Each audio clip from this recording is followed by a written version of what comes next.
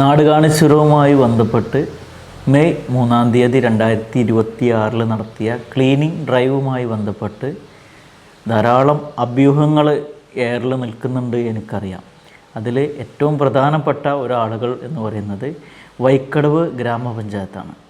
ഇതുമായി ബന്ധപ്പെട്ട് എൻ്റെ ഒരു സുഹൃത്ത് മുഖേന, നമ്മൾ ആ പേര് വെളിപ്പെടുത്താൻ ആഗ്രഹിക്കാത്തത് കൊണ്ടാണ് സുഹൃത്ത് എന്ന് പറയുന്നത്, ഒരു സുഹൃത്ത് മുഖേന വിവരാവകാശ നിയമപ്രകാരം നമ്മൾ കുറച്ച് ചോദ്യങ്ങൾ വൈക്കടവ് ഗ്രാമപഞ്ചായത്തുമായി ബന്ധപ്പെടുത്തിയിട്ട് ചോദിച്ചിട്ടുണ്ടായിരുന്നു.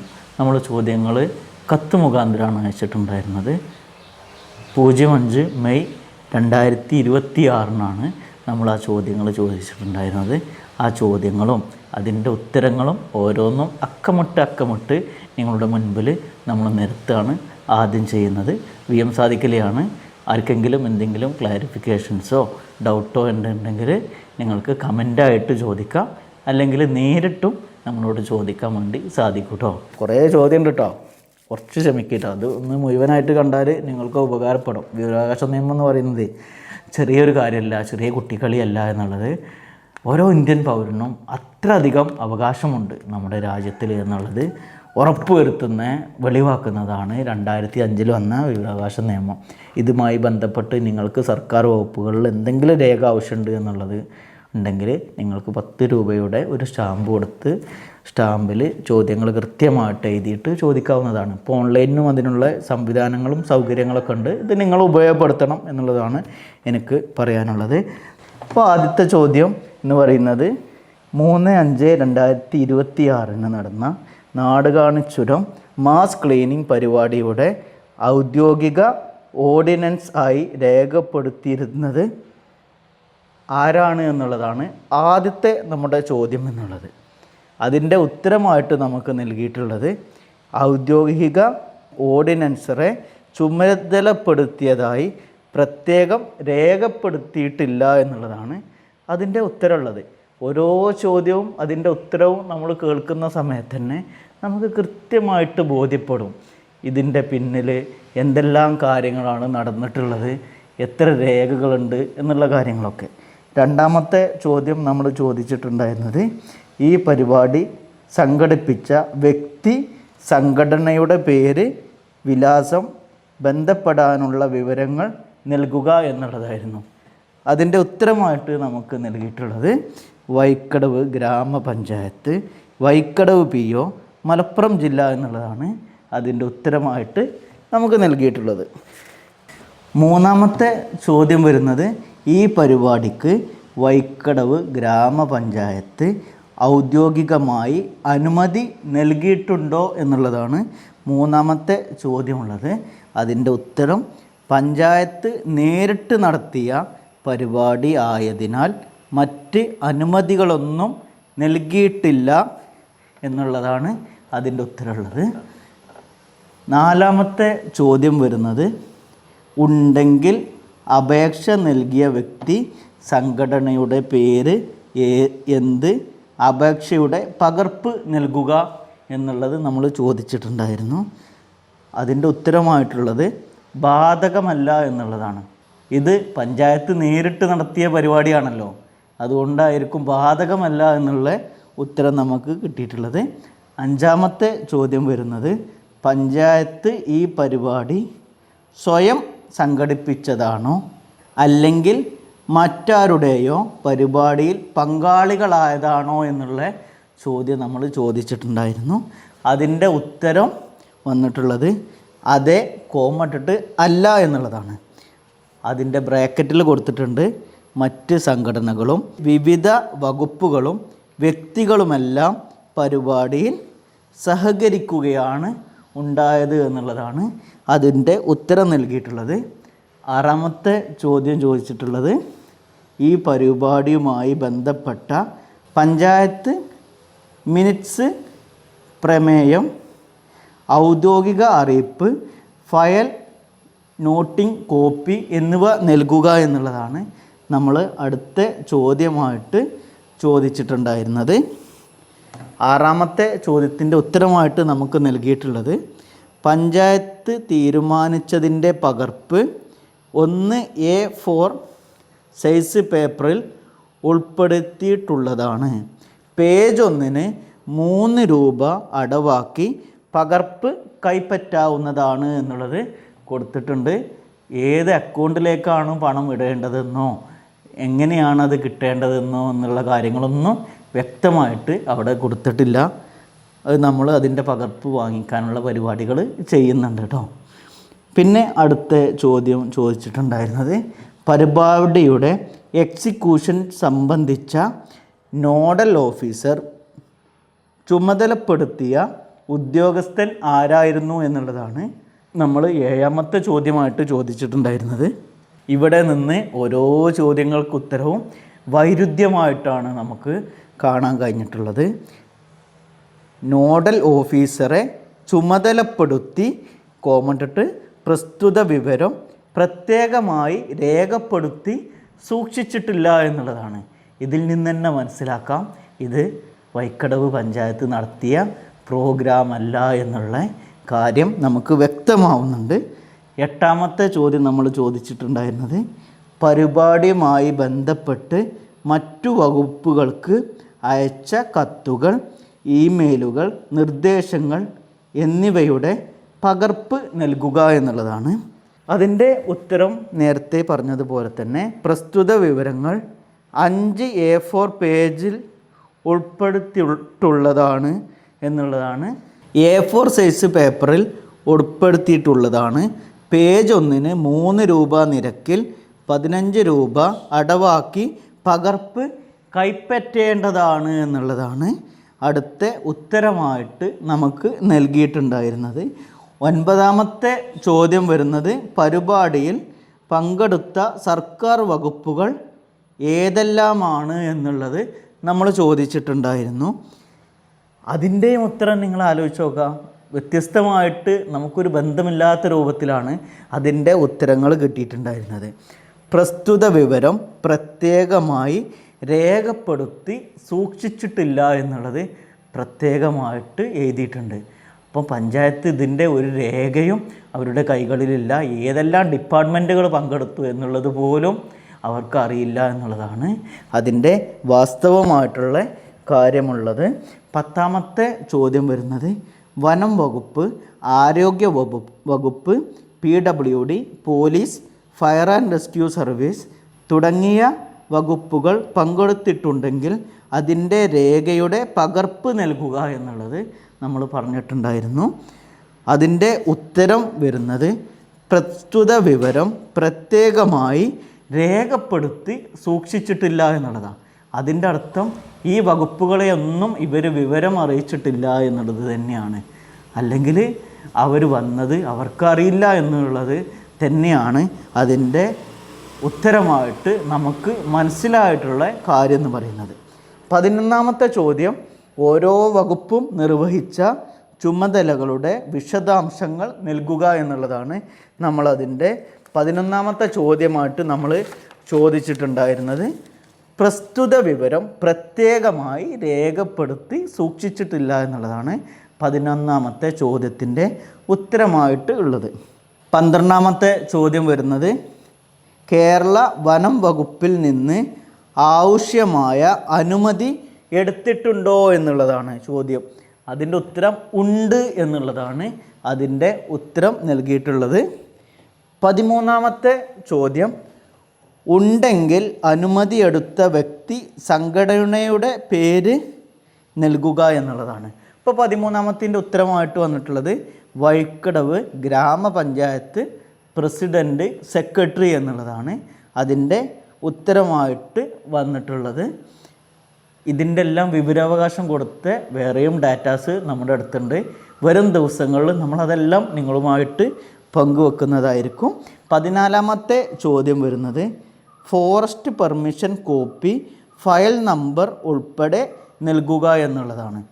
അതിൻ്റെ ഉത്തരമായിട്ട് നമുക്ക് നൽകിയിട്ടുള്ളത് വനം വകുപ്പിൻ്റെ അനുമതിയുടെ പകർപ്പ് 1 A4 സൈസ് പേപ്പറിൽ ഉൾപ്പെടുത്തിയിട്ടുള്ളതാണ്. പേജ് 1 3 രൂപ അടവാക്കി പകർപ്പ് കൈപ്പറ്റേണ്ടതാണ് എന്നുള്ളതാണ് അതിൻ്റെ ഉത്തരമായിട്ട് കൊടുത്തിട്ടുള്ളത്. അതിൻ്റെ രേഖകൾ നമ്മൾ തൊട്ടടുത്ത ദിവസങ്ങളിൽ അവിടെ നിന്ന് നമ്മൾ കളക്ട് ചെയ്യുന്നതായിരിക്കും. നിങ്ങളുമായിട്ട് അതിൻ്റെ രേഖകൾ പങ്കുവെക്കാം. 15ാമത്തെ ചോദ്യം വരുന്നത് കേരള ആരോഗ്യ വകുപ്പ് പങ്കെടുത്തിട്ടുണ്ടോ എന്നുള്ള ചോദ്യം നമ്മൾ ചോദിച്ചിട്ടുണ്ടായിരുന്നു. അതിൻ്റെ ഉത്തരമായി പറഞ്ഞിട്ടുള്ളത് പങ്കെടുത്തവരുടെ പേര് വിവരങ്ങൾ പ്രത്യേകമായി രേഖപ്പെടുത്തി സൂക്ഷിച്ചിട്ടില്ല എന്നുള്ളതാണ്. ബന്ധപ്പെട്ട ആരോഗ്യ വകുപ്പിന് DMOക്ക് നമ്മൾ കത്ത് മുഖാന്തരം നമ്മൾ പേഴ്സണലി കത്തുകൾ അയച്ചതിൻ്റെ കോപ്പികളൊക്കെ വരും ദിവസങ്ങളിൽ നിങ്ങളെ കാണിക്കുന്നതായിരിക്കും. എങ്ങനെയെല്ലാമാണ് പെർമിഷൻ എടുത്തത്, ക്ലീനിങ് പ്രോസസ്സിന് ആരെല്ലാമാണ് പങ്കെടുത്തത്, ഏതെല്ലാം മീഡിയ ആണ് ഇതിനു വേണ്ടിയിട്ട് നമ്മൾ ഉൾപ്പെടുത്തിയത്, എത്ര രൂപയാണ് ഇതിന് ചിലവഴിച്ചത്, എത്ര രൂപയെല്ലാം ആരെല്ലാം തന്നു എന്നുള്ളതൊക്കെ നിങ്ങളുമായിട്ട് നമ്മൾ അറിയിക്കുന്നതായിരിക്കും. അടുത്ത ചോദ്യം 16ാമത്തെ ചോദ്യമാണ്. ഉണ്ടെങ്കിൽ അതിൻ്റെ ഔദ്യോഗിക രേഖകൾ നൽകുക എന്നുള്ളതാണ്. അതിൻ്റെ ഉത്തരം ബാധകമല്ല എന്നുള്ളതാണ്. കാരണം പഞ്ചായത്ത് ആരോഗ്യ വകുപ്പിനെ അറിയിക്കാത്തത് കൊണ്ടാണ് ബാധകമല്ല എന്നുള്ള ഉത്തരം നമുക്ക് കിട്ടിയിട്ടുള്ളത്. അടുത്ത ചോദ്യം 17ാമത്തെ ചോദ്യമാണ്. 03/2026 5ാം മാസത്തിൽ നടത്തിയ നാട് കാണിച്ചുരം ക്ലീനിങ് പരിപാടിയിൽ ക്ലീൻ ചെയ്ത പ്രദേശത്തിൻ്റെ വിസ്തീർണം ഏക്കർ കിലോമീറ്റർ എത്ര എന്നുള്ളത് നമ്മൾ പ്രത്യേകമായിട്ട് ചോദിച്ചിട്ടുണ്ടായിരുന്നു. 8 കിലോമീറ്റർ എന്നാണ് അതിൻ്റെ ഉത്തരം നൽകിയിട്ടുള്ളത്. ശരിക്ക് 10.7 കിലോമീറ്ററാണ്. നമ്മൾ 43ഓളം 250ൻ്റെയും 300 മീറ്റർ ഉൾപ്പെടുത്തിയിട്ട് 43 പോയിൻ്റുകളായിട്ട് നമ്മൾ തിരിച്ചിട്ടുണ്ടായിരുന്നു. ഓരോ മീറ്റിംഗ് പോയിൻറ്റിലും ഓരോ ടീമുകളാക്കിയിട്ടാണ് നമ്മൾ തിരിച്ചിട്ടുണ്ടായിരുന്നത്. ഓരോ ടീമിലും 25 മുതൽ 30 വരെയുള്ള ആളുകളെ ഉൾപ്പെടുത്തിയിട്ട് 250, 300 മീറ്ററുമായിട്ടാണ് നമ്മൾ പാകപ്പെടുത്തി വെച്ചിട്ടുണ്ടായിരുന്നത്. റോഡുകളിൽ നമ്മൾ കൃത്യമായിട്ട് അതിന് മാർക്കുകൾ ചെയ്തിട്ടുണ്ടായിരുന്നു. PWDൻ്റെ പെർമിഷനോട് കൂടിയിട്ടാണ് നമ്മൾ ഈ ഒരു ക്ലീനിങ് ഡ്രൈവ് നൽകിയിട്ടുണ്ടായിരുന്നത്. അടുത്ത 18ാമത്തെ ചോദ്യം വരുന്നത് ക്ലീനിങ് നടത്തിയ ദൂരം എത്ര എന്നുള്ളത്. അതിന് ഉത്തരം വരുന്നത് 8 കിമി എന്നാണ്. 8 കിലോമീറ്റർ ദൂരമാണ് എന്നുള്ളതാണ് അവർ ഉദ്ദേശിച്ചിട്ടുണ്ടായിരുന്നത്. ശരിക്കും നമ്മൾ 10.7 കിലോമീറ്റർ റോഡ് മാർഗമാണ് നമ്മൾ ക്ലീനിങ് ചെയ്തിട്ടുണ്ടായിരുന്നത്. 19ാമത്തെ ചോദ്യം വരുന്നത് ആകെ പങ്കെടുത്ത ആളുകളുടെ എണ്ണം എത്ര എന്നുള്ളത് ചോദിച്ചിട്ടുണ്ടായിരുന്നു. അതിൻ്റെ ഉത്തരവും വൈരുദ്ധ്യമായിട്ടാണ് നമുക്ക് കിട്ടിയിട്ടുള്ളത്. പ്രസ്തുത വിവരം പ്രത്യേകം രേഖയായി രേഖപ്പെടുത്തി സൂക്ഷിച്ചിട്ടില്ല എന്നുള്ളതാണ്. അതിൽ നിന്ന് തന്നെ മനസ്സിലാക്കാം ഒരു ഡാറ്റ പോലും അവരടുത്തില്ല. ആളുകൾ വന്നതിൻ്റെ കണക്കുകളില്ല. എങ്ങനെയാണ് ഗ്രൂപ്പുകളായി തിരിച്ചത് എന്നുള്ളതിൻ്റെ കണക്കുകളില്ല. വാഹനം എത്രത്തിലാണ് ഉപയോഗിച്ചത്, ഓരോ ടീമിനെയും ഓരോ പോയിന്റിലേക്കും എത്രത്തിലാണ് വാഹനമായിട്ട് നമ്മൾ കൊണ്ടുപോയത് എന്നുള്ളതിൻ്റെ ഒരു കണക്ക് പോലും അവരത്തില്ല എന്നുള്ളതാണ് അതിൻ്റെ യാഥാർത്ഥ്യം വരുന്നത്. 20ാമത്തെ ചോദ്യമാണ് അടുത്തത് വരുന്നത്. പങ്കെടുത്തവരുടെ ഹാജർ പട്ടിക രജിസ്ട്രേഷൻ രേഖയുടെ പകർപ്പ് നൽകുക എന്നുള്ളതാണ്. 20ാമത്തതിൻ്റെ ഉത്തരം പ്രസ്തുത വിവരം പ്രത്യേകമായി രേഖപ്പെടുത്തി സൂക്ഷിച്ചിട്ടില്ല എന്നുള്ളതാണ്. ഒരു പഞ്ചായത്ത് പോലെയുള്ള സംവിധാനങ്ങളൊക്കെ ഇത്തരത്തിൽ പ്രോഗ്രാം നടത്തുന്ന സമയത്ത് പ്രത്യേകം രേഖപ്പെടുത്തി സൂക്ഷിക്കണം എന്നുള്ളതാണ്. അപ്പം ഇതവർ നടത്തിയ പരിപാടിയല്ല എന്നുള്ളത് നമുക്ക് ഓരോ ഘട്ടത്തിലും മനസ്സിലാവുകയും കൊണ്ടിരിക്കുന്ന രൂപത്തിലേക്കാണ് കാര്യങ്ങൾ വരുന്നത് എന്നുള്ളതാണ്. 21ാമത്തെ ചോദ്യം വരുന്നത് പരിപാടിയുടെ ഉദ്ഘാടനം ആരാണ് നിർവഹിച്ചത് എന്നുള്ളതാണ്. അതിൻ്റെ ഉത്തരം നിലമ്പൂർ ബ്ലോക്ക് പഞ്ചായത്ത് പ്രസിഡന്റ് എന്നുള്ളതാണ് ഉത്തരം നൽകിയിട്ടുള്ളത്. 22ാമത്തെ ചോദ്യം വരുന്നത് പരിപാടി കോർഡിനേറ്റ് ചെയ്തത് ആരാണ് എന്നുള്ളതാണ്. അതിൻ്റെ ഉത്തരം വരുന്നത് വൈക്കടവ് ഗ്രാമപഞ്ചായത്ത് എന്നുള്ളതാണ്. ഈ ക്ലീനിങ്ങിന് വന്ന ഓരോ ആളുകൾക്കും അറിയാം ആരൊക്കെയാണ് അവിടെ ഇത്തരത്തിൽ കോർഡിനേഷന് വേണ്ടിയിട്ട് വന്നിട്ടുണ്ടായിരുന്നത്. 23ാമത്തെ ചോദ്യം വരുന്നത് പരിപാടിക്ക് ഉണ്ടായ ആകെ ചെലവ് എത്ര എന്നുള്ളത് നമ്മൾ ചോദിച്ചിട്ടുണ്ടായിരുന്നു. ഗ്രാമപഞ്ചായത്ത് തുക ചിലവാക്കിയിട്ടില്ല എന്നുള്ളതാണ്. ഈ വരുന്ന ആളുകൾക്കൊക്കെ ഗ്ലൗസൊക്കെ ആരാണ് കൊടുത്തത് എന്നുള്ളത് ഗ്രാമപഞ്ചായത്തിനറിയോ? ഈ വരുന്ന ആളുകൾക്ക് ഭക്ഷണം കൊടുത്തിട്ടുണ്ടായിരുന്നു. ആരാണ് കൊടുത്തത് എന്നുള്ളത് അറിയോ? ഈ വരുന്ന ആളുകളിൽ കോർഡിനേറ്റർമാരായിട്ട് കേൾട്ടൺ ഓഫ് റോഡ് ജീപ്പേഴ്സ് വന്നിട്ടുണ്ടായിരുന്നു. അവർ 43 വാഹനങ്ങളായിട്ട് അവരുടെ സ്വന്തം ഉത്തരവാദിത്തത്തിൽ 4000 5000 രൂപ ഒക്കെ പെട്രോളും ഡീസലും അടിച്ചിട്ടാണ് അവർ വന്നിട്ടുണ്ടായിരുന്നത്. ഇതിൻ്റെ പണം ആരാണ് കൊടുത്തിട്ടുള്ളത് എന്നുള്ളത് ഇവർക്കറിയോ? ഇവർ നിൽക്കാൻ വേണ്ടിയിട്ട് തലേ ദിവസം വന്നിട്ടുണ്ടായിരുന്നു കോർഡിനേറ്റർ. അവർക്കുള്ള താമസ സൗകര്യത്തിന് വേണ്ടിയിട്ടുള്ള പണം നൽകിയത് ആരാണ് എന്നുള്ളത് വൈക്കടവ് ഗ്രാമപഞ്ചായത്തിനറിയോ? അവർക്ക് ഓരോ ആളുകൾക്കും കൊടുത്തിട്ടുള്ള പണത്തിൻ്റെ കണക്കുകളൊക്കെ നമ്മുടെ അടുത്തുണ്ട് എന്നുള്ളത് അറിയാണ്. തൊട്ടടുത്ത ദിവസങ്ങളിൽ ഓരോ രൂപയുടെ കണക്കുകളും ഓരോ ചിലവഴിച്ച രൂപയുടെ കണക്കുകളും നമ്മൾ പുറത്തു വിടുന്നതായിരിക്കും. പഞ്ചായത്ത് പ്രത്യേകമായിട്ട് ഇതിന് പണം ചിലവാക്കിയിട്ടില്ല എന്ന് പറയുന്ന സമയത്ത് തന്നെ മനസ്സിലാക്കാവുന്നതേ ഉള്ളൂ, ഇത് പഞ്ചായത്തിന് ഒരു റോളുമില്ലാത്ത പ്രോഗ്രാമാണ് നടത്തിയിട്ടുള്ളത് എന്നുള്ളത്. 24ാമത്തെ ചോദ്യം വരുന്നത്, പരിപാടിക്ക് പഞ്ചായത്ത് ധനസഹായം നൽകിയിട്ടുണ്ടോ? ഉണ്ടെങ്കിൽ എത്ര രൂപ? ഏത് ഹെഡിൽ നിന്ന് എന്നുള്ളത് ചോദിച്ചിട്ടുണ്ടായിരുന്നു. അതിൻ്റെ ഉത്തരമായിട്ട് വന്നിട്ടുള്ളത് ഇല്ല, ബാധകമല്ല എന്നുള്ളതാണ്. അപ്പോൾ പഞ്ചായത്ത് ഒരു രൂപ പോലും ചിലവായിട്ടില്ല എന്നുള്ളത് വിവരാവകാശ നിയമപ്രകാരം കൊടുത്തിട്ടുള്ള ചോദ്യത്തിൽ നിന്ന് തന്നെ വ്യക്തമാണ്.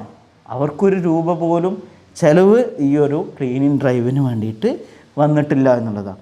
25ാമത്തെ ചോദ്യം വരുന്നത്, പരിപാടിക്ക് ധനസഹായം നൽകിയ വ്യക്തികൾ സ്ഥാപനങ്ങൾ ആരെല്ലാമാണ് എന്നുള്ളത് ചോദിച്ചിട്ടുണ്ടായിരുന്നു. അതിൻ്റെ ഉത്തരം പ്രസ്തുത വിവരം പ്രത്യേകമായി രേഖപ്പെടുത്തി സൂക്ഷിച്ചിട്ടില്ല എന്നുള്ളതാണ്. അതിൻ്റെ ഉത്തരം നമുക്ക് തന്നെ അറിയാം, അവർ ഇതിനൊരു രൂപ പോലും ചിലവഴിച്ചിട്ടില്ല. അവർ മുൻകൈ എടുത്തിട്ട് ഒരാളോടും പണം ആവശ്യപ്പെട്ടിട്ടുണ്ടായിരിക്കില്ല. അതുകൊണ്ടാണ് ഇത്തരത്തിലുള്ള വിവരങ്ങൾ നമുക്ക് നൽകാൻ കാരണമായിട്ടുള്ളത്. വിവരാവകാശം ഒരിക്കലും കള്ളം പറയുന്ന ഒരു രേഖയല്ല എന്നുള്ളത് ഓരോ ഇന്ത്യൻ പൗരനും അറിയുന്ന കാര്യമാണ് കേട്ടോ. 26ാമത്തെ ചോദ്യമാണ്, പങ്കെടുത്തവർക്ക് നൽകിയ ഭക്ഷണത്തിൻ്റെ വിശദാംശങ്ങളും ചിലവുകളും നൽകുക എന്നുള്ളതാണ്.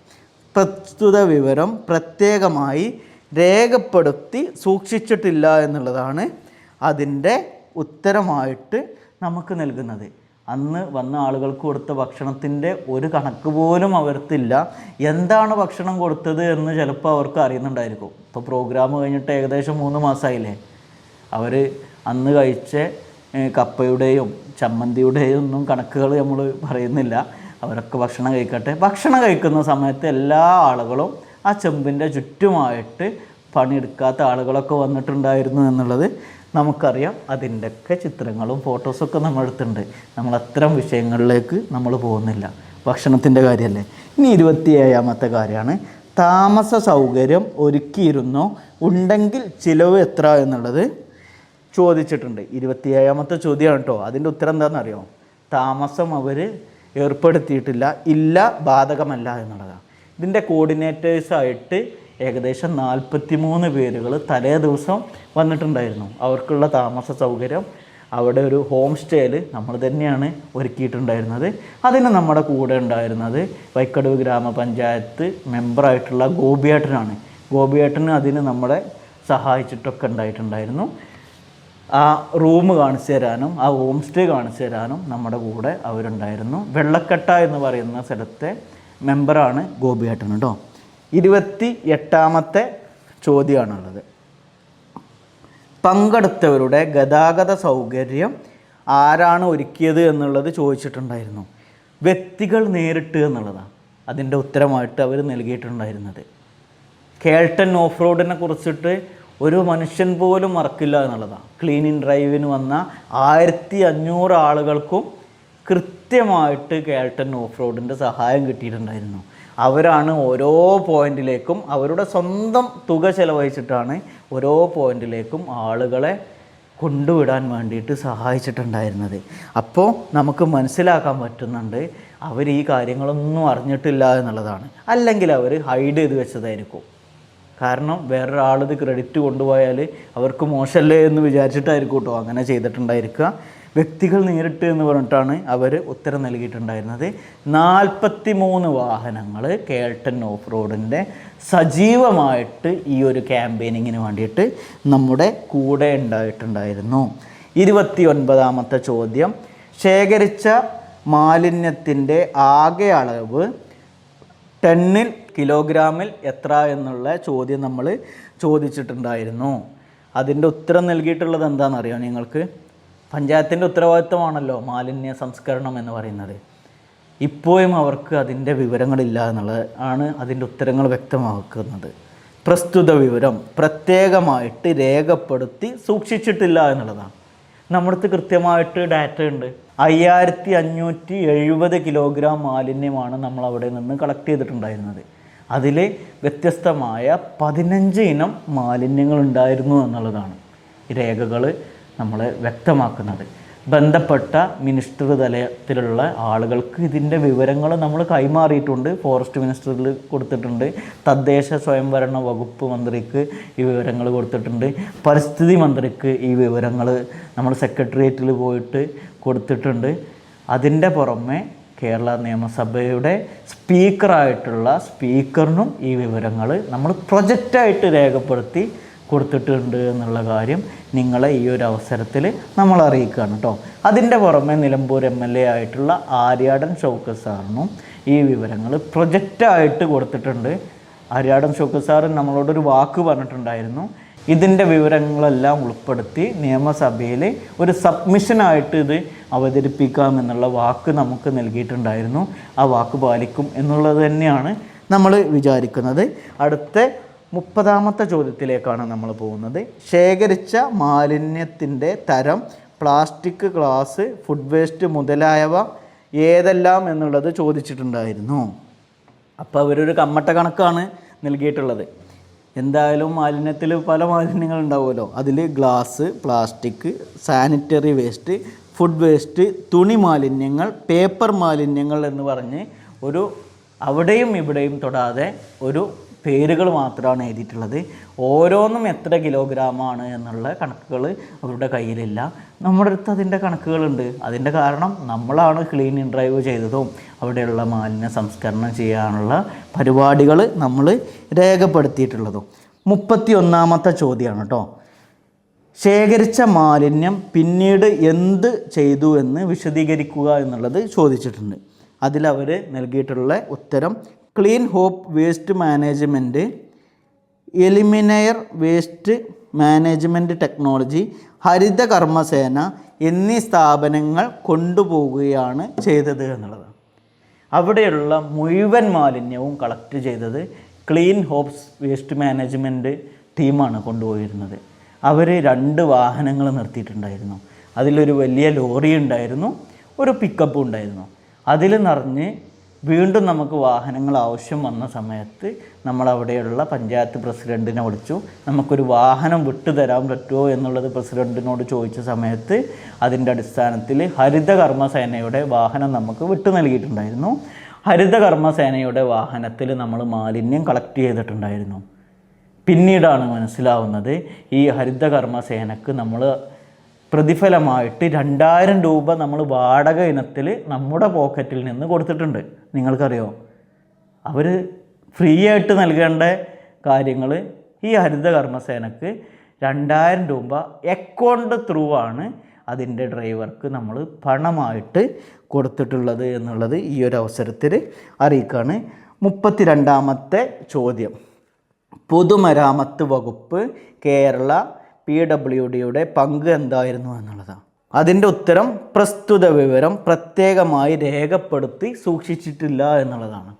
പൊതുമരാമത്ത് വകുപ്പ് നിലമ്പൂർ എഞ്ചിനീയർ എടുത്ത് പോയിട്ട് നമ്മൾ അപേക്ഷ കൊടുക്കുകയും അത് പരിപാടി നടത്താൻ വേണ്ടിയിട്ട് റോഡ് മാർഗമുള്ള ക്ലീനിങ്ങിന് അനുമതിയും PWD എഞ്ചിനീയർ നമുക്ക് നൽകിയിട്ടുണ്ട്.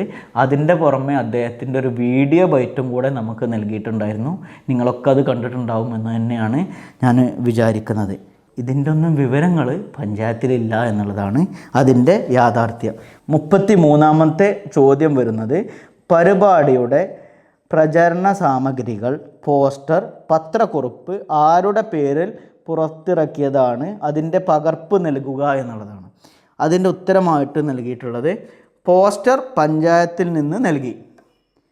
മെമ്പർമാർ സോഷ്യൽ മീഡിയയിലൂടെ പ്രചരണം നടത്തി ആളുകളുടെ സഹകരണം തേടുകയാണ് ചെയ്തത്.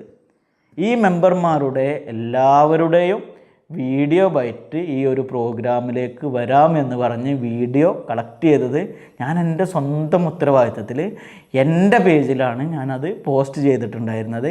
ആ വീഡിയോക്ക് താഴെ കോപ്പിറൈറ്റായിട്ട് VM സാദിഖലി എന്നുള്ളത് അവർക്ക് കാണാൻ പറ്റും. അവരത് ഡൗൺലോഡ് ചെയ്തിട്ട് പ്രചരണം നടത്തിയിട്ടുണ്ടാവും. അങ്ങനെയും ആളുകൾ വന്നിട്ടുണ്ടാവും കേട്ടോ. നാട്ടുകാരൊക്കെ ആയിട്ടുള്ള ആളുകളൊക്കെ വരാൻ അത് കാരണമായിട്ടുണ്ടാവും. പക്ഷേ നമ്മുടെ പേജുകളിലാണ് മൊത്തമായിട്ട് എല്ലാ പ്രൊമോഷൻ ആക്ടിവിറ്റികളും ആളുകളെ വിളിക്കാനുള്ള ആക്ടിവിറ്റികളൊക്കെ ചെയ്തിട്ടുണ്ടായിരുന്നത്. ഈ പഞ്ചായത്ത് നമുക്ക് അനുമതി തരില്ല എന്നുള്ളത് മുൻപ് പറഞ്ഞിട്ടുണ്ടായിരുന്നു. അതിൻ്റെ രേഖകളൊക്കെ നമ്മളടുത്തുണ്ട്. അടുത്ത വീഡിയോയിൽ നമ്മളത് ഉൾപ്പെടുത്തും കേട്ടോ. 34ാമത്തെ ചോദ്യം വരുന്നത്, ഈ പരിപാടിയിൽ പഞ്ചായത്ത് ക്രെഡിറ്റ് ക്ലെയിം ചെയ്തതായി രേഖപ്പെടുത്തിയിട്ടുണ്ടോ?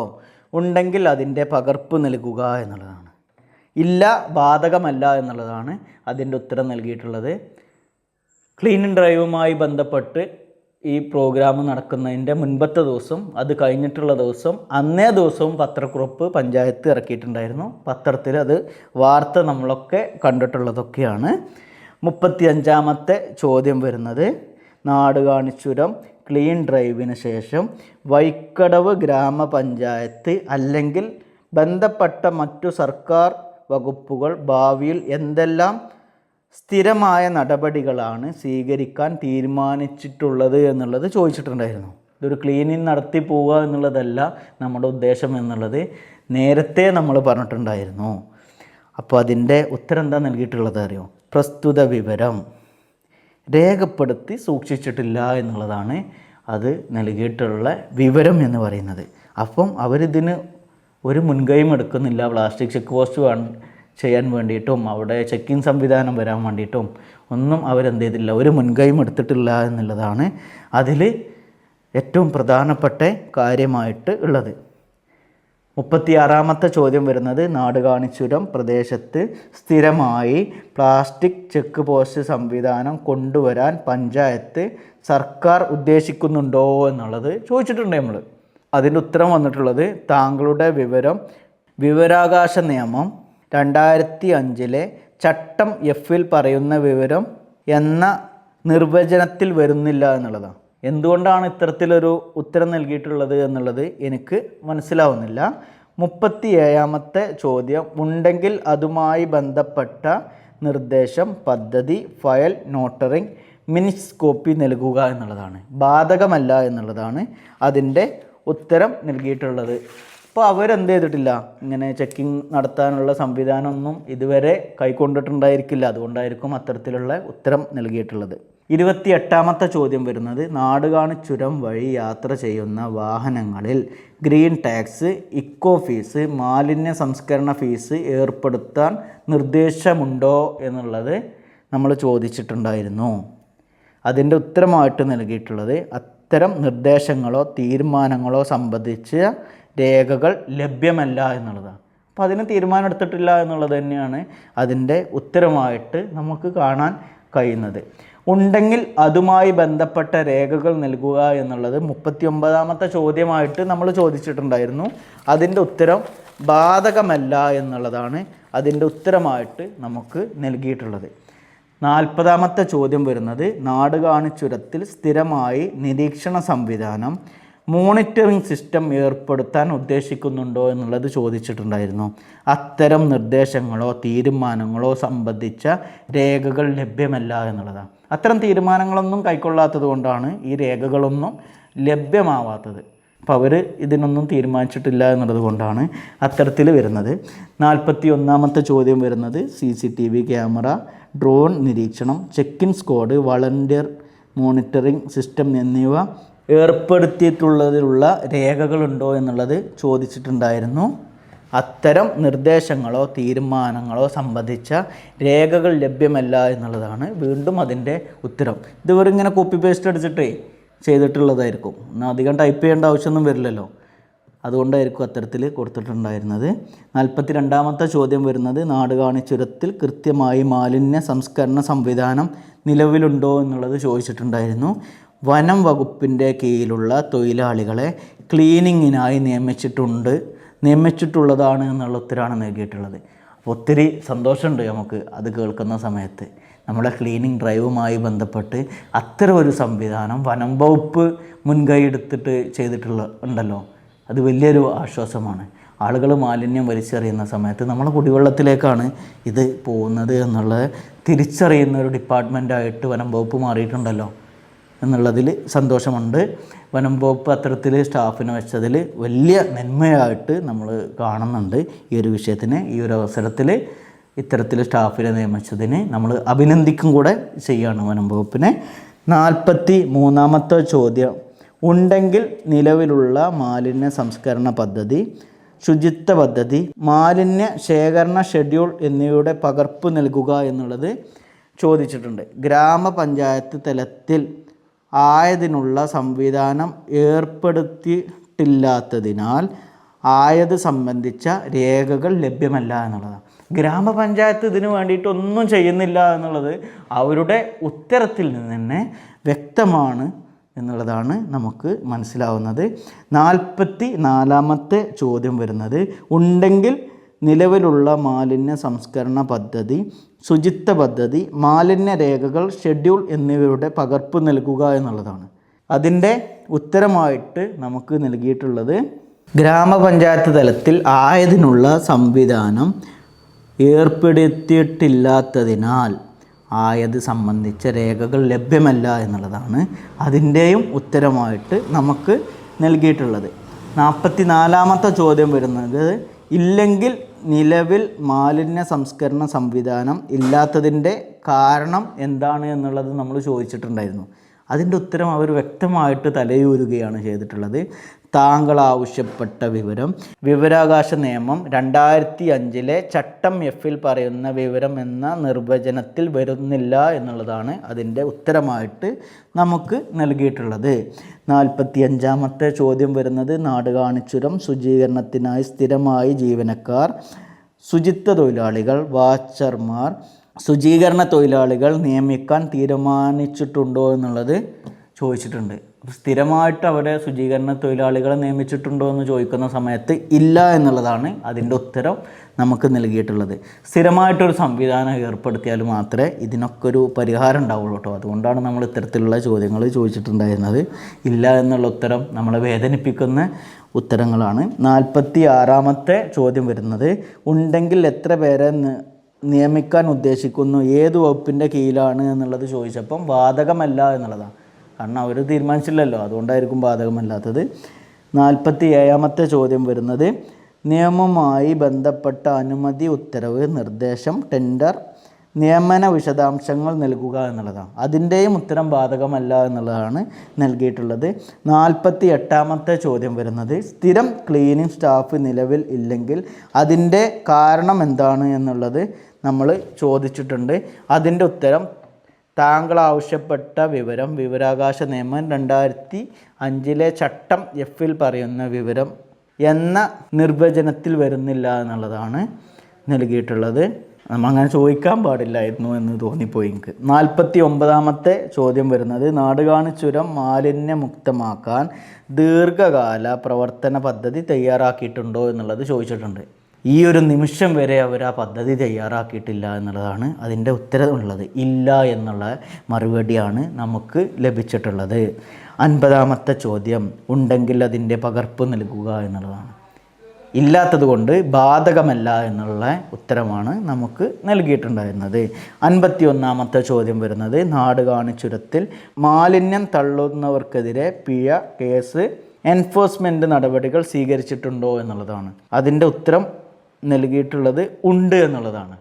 കാരണം കഴിഞ്ഞ കുറച്ച് ദിവസങ്ങൾക്ക് മുൻപ് അവിടെ മാലിന്യം വലിച്ചെറിഞ്ഞ ഒരാൾക്ക് 5000 രൂപ ഫൈനിട്ട വാർത്തകൾ നമ്മൾ കണ്ടിട്ടുണ്ടായിരുന്നു. ഈ ക്ലീനിങ് ഡ്രൈവുമായി ബന്ധപ്പെട്ട് അത്തരം ഒരു പോസിറ്റീവായിട്ടുള്ള വാർത്ത കണ്ടതിൽ സന്തോഷമുണ്ട്.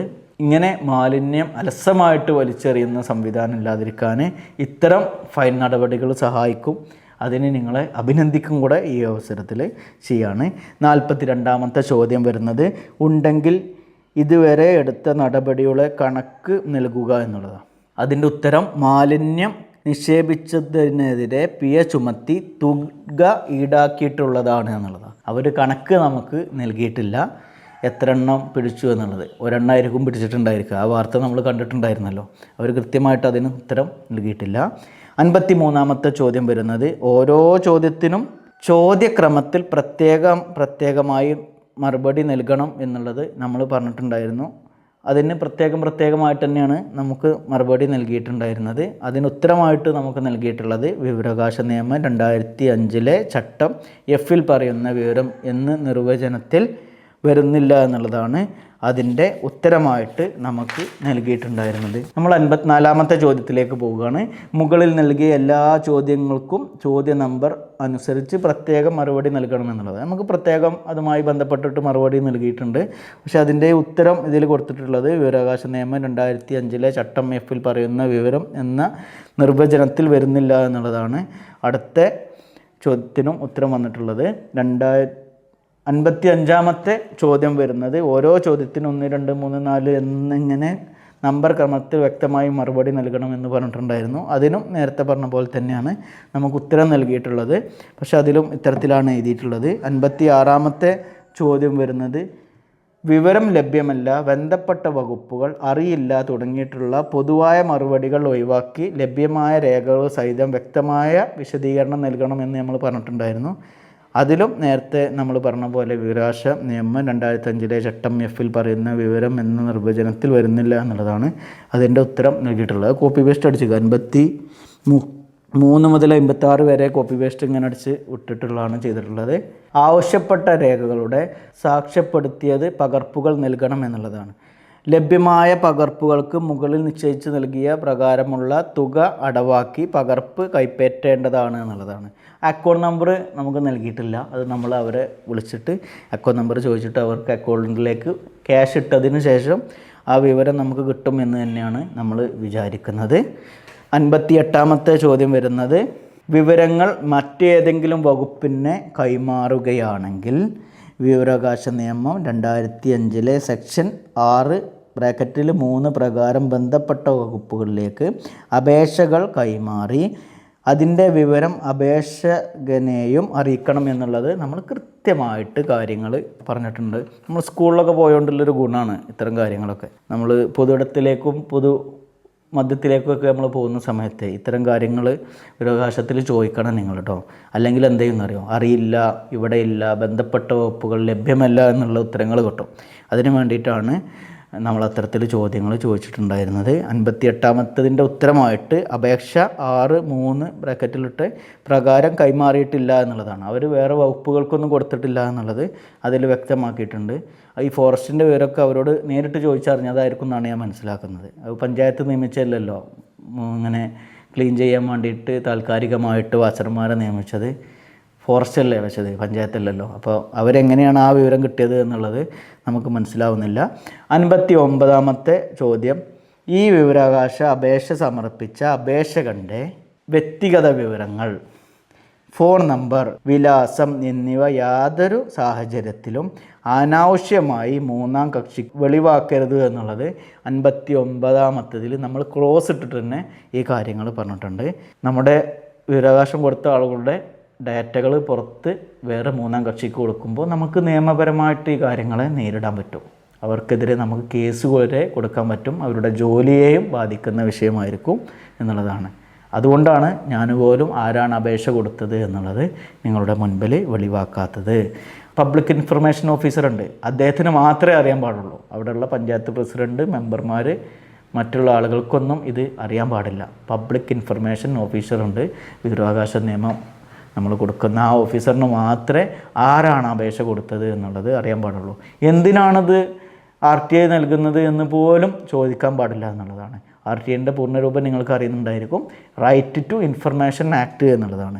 59-ാമത്തെ ചോദ്യത്തിൻ്റെ ഉത്തരത്തിൽ വിവരാവകാശ നിയമം 2005 ചട്ടം F-ൽ പറയുന്ന വിവരം എന്ന നിർവചനത്തിൽ വരുന്നില്ല എന്നുള്ളത് അവർ അതിൻ്റെ ഉത്തരമായിട്ട് നൽകിയിട്ടുണ്ട്.